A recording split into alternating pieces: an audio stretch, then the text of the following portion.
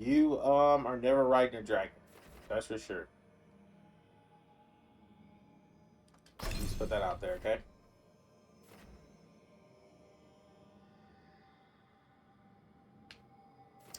You are mostly. Oh, mind blasted that shit. They brought mine ways best black count too. You getting a dragon? You gotta fight the dragons.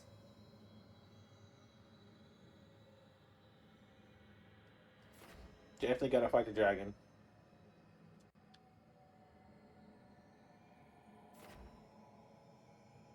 I'm sorry, I'm trying to go through this accurately. All right, so let's do this. Let's get a video out of this too. Let's talk about this, guys. This is the mage sheet here. Yeah, this is the mage sheet. So you start off in your core area. Think of games like Final Fantasy, previous Dragon Age Inquisition games like Inquisition to get a better understanding of what you expect here. So this is why your current mage build. This is an ability that's open. It's called Fade Strike. So this is what let us basically teleport through the fade, do an attack. So this is straight up like a fighting game. Yeah, we're gonna break this down. So this would give you, it gives you plus weapon damage of 10% as well. So Fade Strike is if you want to go more, you want to be more of a combat mage when getting in and out. This will help you with your shield. It's basically Fade Step. Fade Step is a previous ability. You can also, but you can only use it for orb attacks. Also locks additional follow up attack with sprinting by pressing X, X, or Y, Y, but only for the orbs. So this is give you more into combat. Mind Blast is probably the first one I'm going to unlock. When defending, it gives you 50 men to unleash a shockwave, 6 meters of direction, dealing staff damage, your equipped staff, but it also give you 10% weapon damage. Mind Blast should stun them. Let me see if it stuns them. It should stun them and give you an ability to get away. So Mind Blast, these are defensive skills. It looks like. We'll see this one here. This is Mortal Concentration. Hold R trigger to do your command melee. Your range attack gradually increases its damage output the longer it is active to a maximum 3 per second. So this is how you melt people. This is probably going to be the best for staff users. So I'm going to grab this as my first ability for my build because I'm gonna get it. I'm being in the thick of things always. All right, so charging spirit, staff energy generated passively when you're not in combat. It empowers staff attacks with bonus damage and applies an affliction with full. So that's a great passive there. This is also linked to quick recovery. Mana regeneration starts 25 faster when paused by spending mana or taking damage. That's a great passive. But let's look more at the tree before we pick anything. This is greater passive downfall. A squishy kiting spec. What do you mean by kiting? You explain that one to me. When airborne, jump attacks gradually critical hits. The target is knocked down. Uh, Advanced specs is critical versus knockdown enemies. Effects knockdown. The target is vulnerable and prone to ground. So this is you're basically going in more. All mess up your Gizmo in character, like you're all mess up your good skin. Oh no, I'm not messing up my good skin. Good, crazy. So, but I want to pick one that's going to lead to another chain. So, if we pick quick recovery, it's going to lead us to chain lightning. Woohoo, baby! Chain lightning is a projectile. It's electricity. It costs us 2, just like our current fire spell, which this one is locked as well. Progress further to unlock.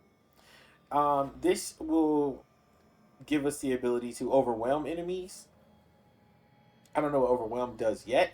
Charging in the air, firing a bolt of lightning that splits and hit multiple targets in a chain reaction. The bolt bounces up to 4 times, dealing damage to each enemy and rendering them shocked. Overwhelmed targets take additional to stagger. Oh, okay. Target is sundered, which is also pretty good. It breaks their armor. And they get shocked. Electrical damage over time deals an amount equal. So we're going to go this route.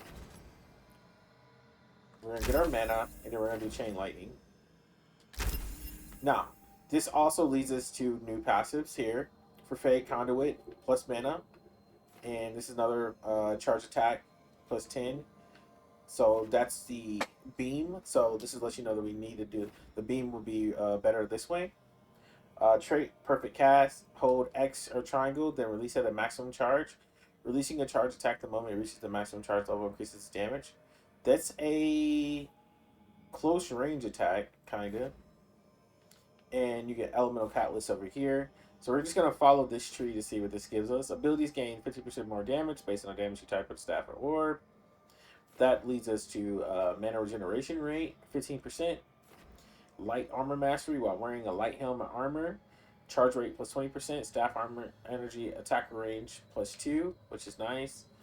Imbued takedown. Performing a takedown grants shocking weapons. Shocking weapons now deals 25% more stagger. I don't know how much I'll be doing a takedown, to be honest with you. But, you know, we can see. Alright, and then this is going to be more mana. Our Shieldbreaker, okay. Armor, Destroyer. Now, if we would have refund points and say we go this way and do Charging Spirit, so we already have this. So we'll do this, Mind Blast, Charging Spirit. That will give us Frost Nova, gives us cold. Freeze your enemies to the bone, they get too close. 41 damage. Targets afflicted with bleeding. Critical condition if you do critical. And prevents target from attacking the moment is freezing. Ability damage plus 15%. That will lead us into Fade Flux. Timing your dodge just before the enemy's attack lands slows down time for a short duration. Oh, that's actually kind of cool. That's what's the name? That's a Night Enchanter move. Ah, damn. That's not bad. It's not a bad trait. That's not a bad trait at all. Let's see. Damage for frozen enemies plus 15 with Frostbite. Physical resistance plus 10. Ooh, going this way is actually not bad. Fade Flex. Time your dodge just before the enemy's attack lands. We already know that. We did that one already. Wait, is it 2 of those? No, okay. This part here, abilities that deal necrotic or cold damage increase the other type damage by 15% for 6 seconds. Oh, that's pretty good. That's a build. Necrotic cold, that could be a build. Necrotic crow, it could be a build. Then if you were to go here, primary duration plus 20%. Sets an enemy up for a follow-up detonation ability, which is good. It helps you with the group. Upgrade control abilities, deal 7% more damage versus armor. So, layer of physical protection on enemy, which is probably just helping the cold stack. The race area ability effects. Oh, so this is going to help for like Blizzard or other wide Kona Cold or wide range cold abilities like that. Increased by 50%. Let's see, they do Kona Cold here. Advantage duration plus 20%. Providence, beneficial side effects. Upgrades area abilities. Hitting 3 or more enemies with the area ability grants enhanced damage. Increase base damage by percentage. That's actually increases damage from hitting groups. That's easy. Control abilities deflect after you do a critical hit. So do they say, okay, so this is area and control. Damn, these passives are really good. Greater passive, clarity and suffering. Whenever you take damage, you regenerate 5 mana. Not bad. Ice Blast is the secondary one. Oh, that's a pretty big one. That's a stump attack. That's a pretty big one. Okay, so this implies weaken. It's control and it's a blast. And this is area and control. So this would be a secondary attack probably. It also does 2. Damn, they're expensive. Deals damage in a tight radius around your target, leaving behind shards that render enemies chilled. Critical condition, targets afflicted with bleeding, chill, cold damage over time, slows movement and speeds. So you're all about slowing them down and speeding you up. 10% damage from cold. There's another passive here. Is takedown damage 15%.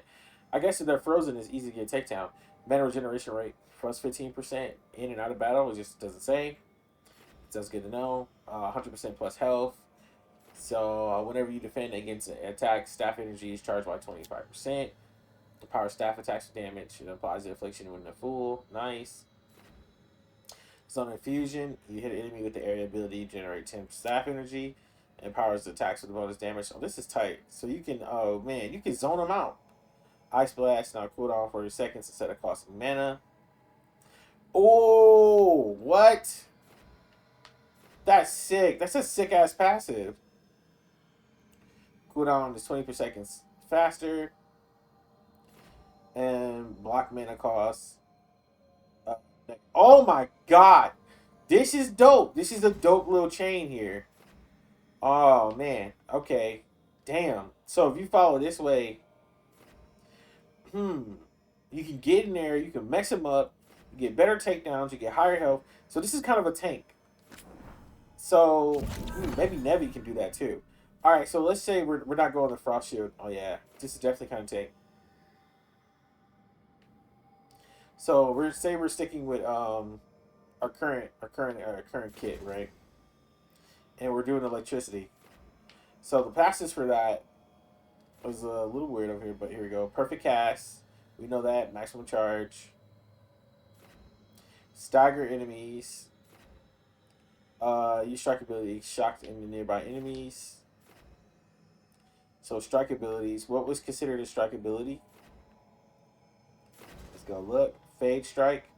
Okay, so this is fast paced. So if you want to be in and out user of combat, if you want to be a fast paced mage, you want to get in there, mess them up, get out. Electricity is the way to go because its passive supports it. Like abilities gain 50% damage bonus based on damage type staff more. Mana regeneration. There's another cold ability on your way to Invoker, which electricity can also take you to Invoker. And let's look at these way to Invoker from Code and Electricity. More attack shocking weapons on the takedown. Perma resistance. The second ability here is Tempest, so how do we get there? We got projectiles, killer instinct, reclamation, more critical damage here. You have critical damage. Enemies suffer from necrotic. That's your shield. That's your triangle when you build up your staff energy. Electric damage plus 10%. Mana restored after defeating enemy. Oh, that's good. That's good. Damage versus barriers 20%. Oh, you fucking them up. Staff energy charge rate 20%. Strike and duration. Electricity. Whenever powerful thunderstorm around you, lightning strikes a random enemy within 8 meters of casting zone every 2 seconds. Electricity damage to all enemies caught by the blast, rendering them shocked. Staggered, sundered is real. So Tempest is not bad at all either. For a secondary, we got to see the third electricity attack. Takedown is good. Next to shock enemies with at least 3 stacks of shock causes a chain of electric damage that strikes up to 2 additional enemies within range. Oh! You about to be out here you could be a lightning bolt. Staff energy power staff attacks and bonus damage supplies affliction when full. Strikes 10% more damage. Shock damage. There's a lot of builds you can make here. Maximum shock stacks +1. So wait, you can. So wait. So you can max. Is this everything?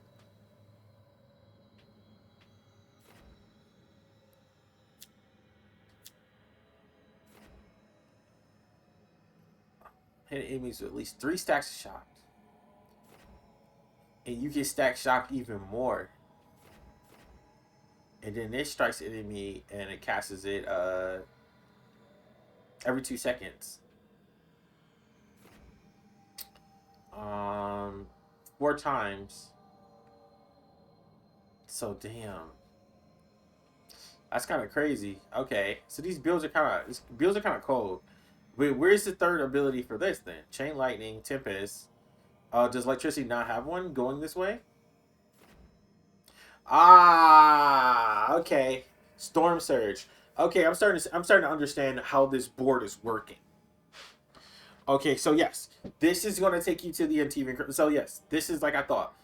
The electricity wants to encourage you to go crazy, but and just stay in the fight. But you can switch up if you want and go a little bit this way to become an invoker. But the invoker, you're gonna pick up probably sundered on the way. I would see why you wouldn't. It is a really because this detonates sundered, so you can low key detonate your own stuff. Dark Squall, it's a control ability, and it's a projectile, but it detonates sundered and it causes cold. So if you wanted to stick with a lot of electricity abilities, you would have to go north. So say if you wanted to do this, you'll go down here, you'll take your chain lightning, and then you'll go down to go grab your tempest, and then you'll go up. You'll take your stacks, but as you're taking your stacks of Bolt of Lightning, you'll take your Dark Squall, because you're right here, it gives you fire resistance and cold resistance, which is really good. And then you'll get Bolt Volley and tap an X when Bolt is fired, perform an X. Following a X, tap X again as the Bolt is shot from your staff to spawn additional Bolt with the same properties. And Bolt is a passive you'll get from your electricity abilities, which is interesting because ice leads you here as well. So is there a bolt that you're supposed to get from the ice? I don't know. I don't think they give you one. So it's pretty interesting. So then Evoker, level 20 or whatever, but Vortex's Shadow, that's the ultimate ability. Seems pretty sick. It's basically pulls them in. This is another code attack. The Atropic Spear. Cold damage is up. Extra projectiles when your staff. Onslaught. It's a crazy chain attack. More energy for your staff. Oh my gosh. Doing a combo reduces your ability cooldowns, which is crazy because your cooldown will already be... if you go from electricity, it's already going to be down. Heavy weapon goes up. No more shield, it looks like. It's just frozen enemies. So this is suggested for frozen. Yeah, so they suggest this for frozen, but you don't need to do it. But evokers are kind of ice masteries, so keep that in mind for the evoker advanced class. So we're gonna go the other way, and we're gonna see what this fire brings us by going down this way for downfall. Critical hits. Fade Strike, you would collect that to go this way. Wall of Fire. Duration and a control ability. Summoning a flame barrier, burning enemies foolish enough to cross it. Enemies incur damage and burning each second that will remain inside the wall. So this is crowd control.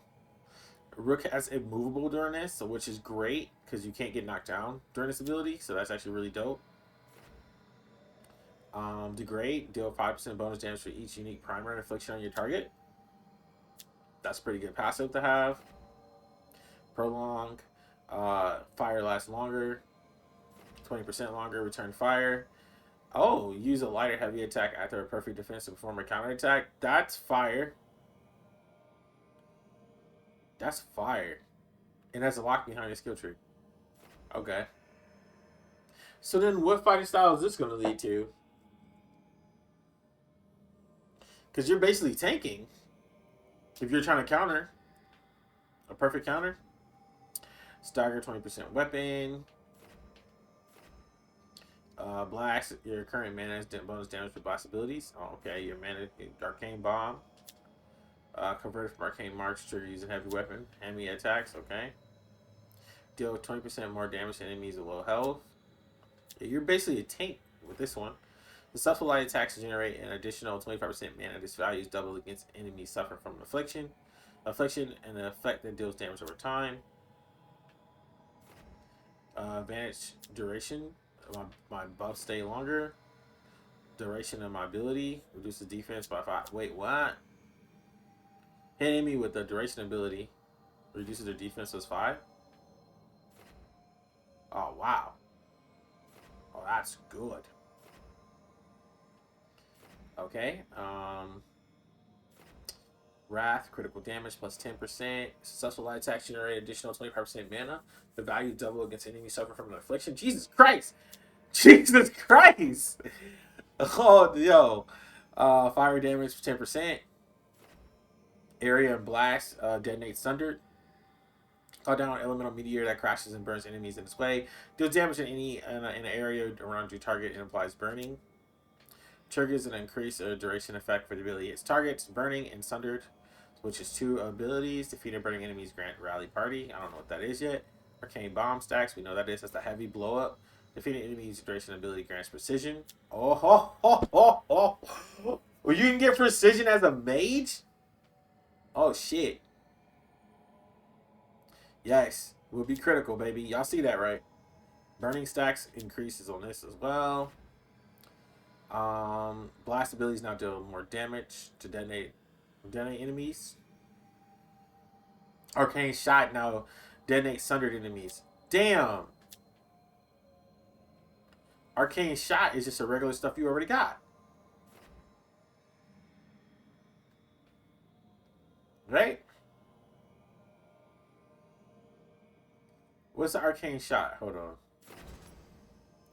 That's Fade Strike. Moral Concentration. Where's Arcane Shot? Or is that something we already have? Imbue Duration. Alright, so down here is when you pick up the rest of these abilities. And if you go north, it's Necrotic. So you can grab a Necrotic ability here. Okay, so you got to choose between Meteor or Necrotic. So they're gonna make you choose between Meteor and Necrotic on this side. So let's go to the advanced. Just a quick peek at the advanced look here. This is the Spell Blade. You have electricity, more electricity. Okay, we're not there yet, so I'll just make a separate. I'll go through this separately, unless you guys want to talk about it. These are the Death Callers. Necrotic. More Necrotic. Wait, hold on. This don't add up. This should have an advanced class.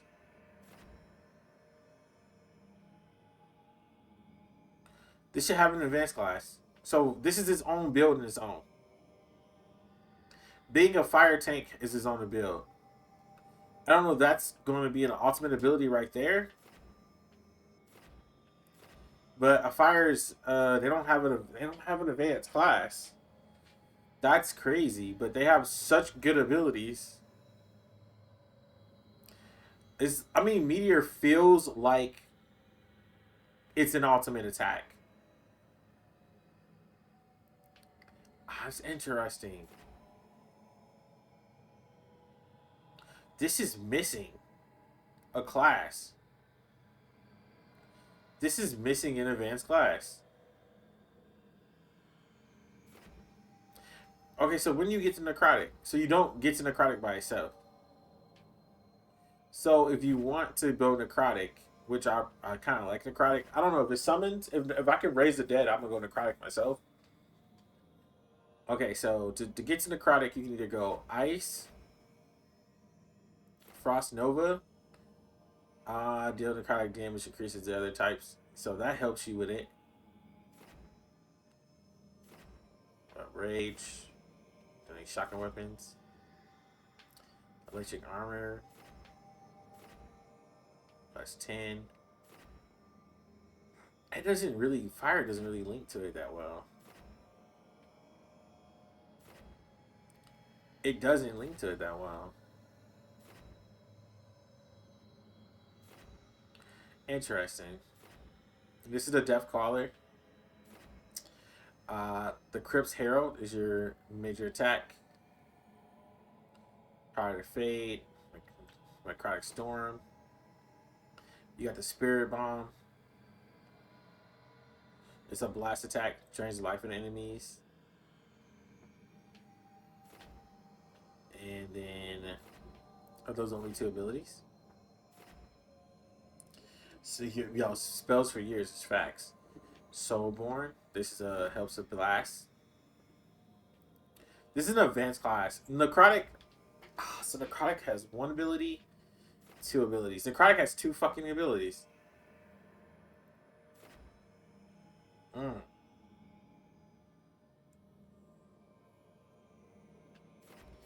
Dang.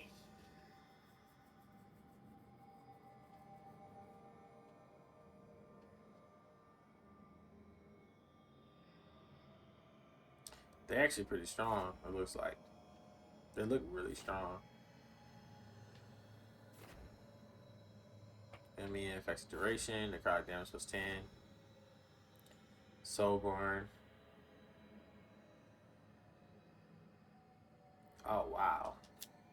Level 30, though. Dog, I don't know what to start early game.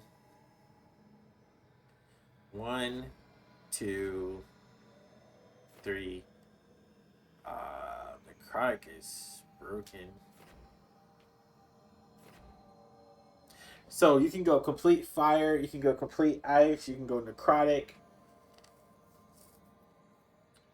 All right, damn, this is very in depth. All right, so and we still this is locked by the story. We still don't even know what the hell that is. Hmm.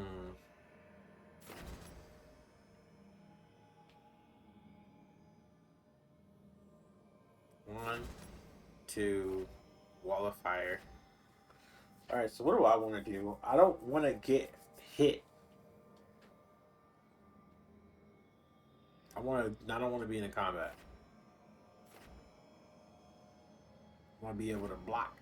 Stay the hell out of the way. So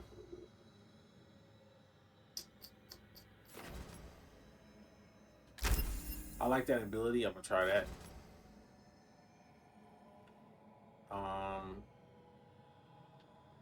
Don't really like downfall.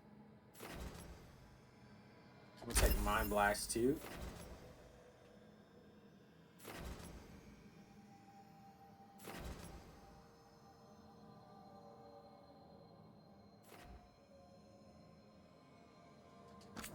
Nah.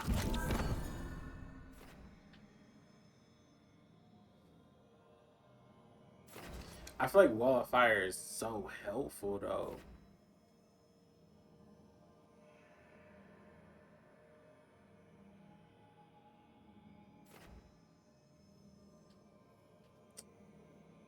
Let's try it.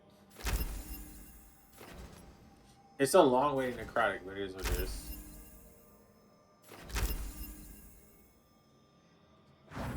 We'll try this right now.